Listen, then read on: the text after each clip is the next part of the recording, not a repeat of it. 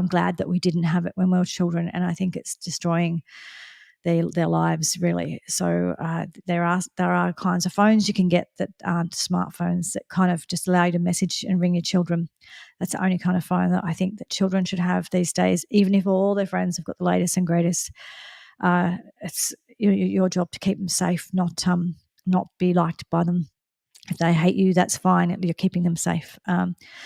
And if your children are really acting out a lot in regards to not having their mobile phone, which they will, it gives you a clue about how much a hold it has on them and how much they need to not have it if they really, really can't cope with not having it. The other thing that's happening is that like with boys, they're playing all of these games. I'm not saying girls aren't doing it as well, and I'm generalizing, but there's a lot of games. I don't know, World of Warcraft. I don't know. I'm not an expert on the games that they're playing, but in these games, they get to really quite high levels and become quite significant. And my understanding is they get a lot of they get a lot of status from that, and they feel really good about themselves within the game.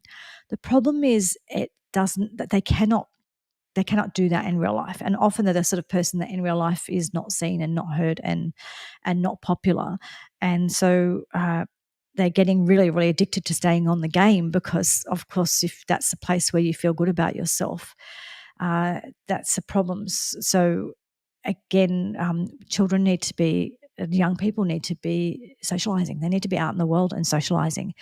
They absolutely need that. And so much of what is happening is, there's a lot of kids these days a lot of kids diagnosed with a lot of things. And I'm not saying that none of it's true and none of it's real and it doesn't have its place. Diagnoses have their place. And of course, in Australia with our NDIS system, unfortunately or fortunately, whichever way you look at it, but a diagnosis is important for being part of that system and getting support. It also means that a lot of people are seeking diagnosis and a diagnosis, it can be a good thing. And I think it can be a bad thing as well.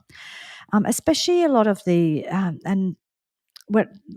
self-diagnosis stuff, right? So, they look online and they find out that they have social anxiety or this or that. And social anxiety has become a thing, diagnosed with social anxiety. Well, yeah, everyone has a certain amount of social anxiety. You know how you get over it? You socialize. Simple as that. The only way to get over it and get around it is to do it, right? You have to actually go out and socialize. And what's happened is we had a couple of years of COVID that was really devastating for a lot of these kids. They missed out on so many milestones and so many rites of passage and so much socializing. And we've kids are home on their devices instead of out socializing with other people. The amount of times I've been to someone's house, they've got kids, and the kids don't greet you, or they can't even look up from their device for long enough to greet you. Or the kids sit at the kitchen table with on their device, just looking down the whole time on their device, and they just don't know how to socialize. And I think if your kid can't put that stuff down for 5 minutes and learn how to have eye contact with another person and say hello, that's really problematic for that child. It really, really is. Excuse me, I'll just have a drink of tea.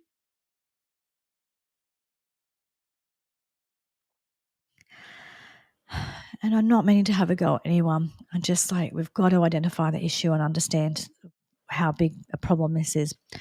The other issue is that children are being told things like they're being told that the world is in climate catastrophe, they're all going to die, they don't have a future. And regardless of where you fall in the climate change thing, I'm not a denier, but I'm also not a catastrophist. I think there's probably a middle road there somewhere. But regardless of where you fall with that, what is the point in telling your children? If you really believe that, what's the point in telling that to your children? Wouldn't you just not tell them that and help them just live a good life for as long as possible? Because it's not their job to fix it. So why even, tell them things that they can't do anything about? We used to actually not tell children things that they couldn't do anything about that weren't their responsibility. But now we put that responsibility onto the kids. And not only that, some of us are creating, we're really proud of our activists that we're creating. We're creating these social justice warrior children.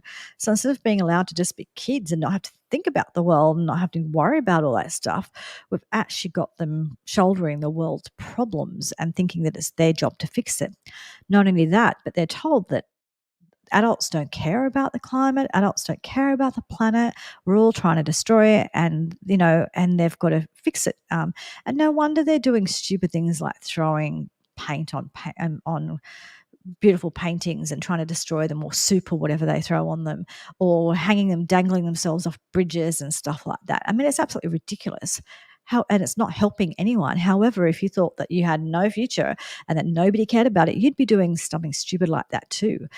They could be doing something useful, because what in our world, the way we've resolved any of those kinds of problems in the past, and it's not the first time this world's had problems, is it's people who go and learn, and at universities and in workplaces and things, as smart people who are engineers and all sorts of other jobs as scientists, and they learn, they discuss things, they figure things out, they learn together, and they create solutions. So your kids could be getting involved in solutions, and some of them of course are, but many of them just think that the world's going to end, and they're just mucking up. And why wouldn't you rebel if you thought that was the truth about the world?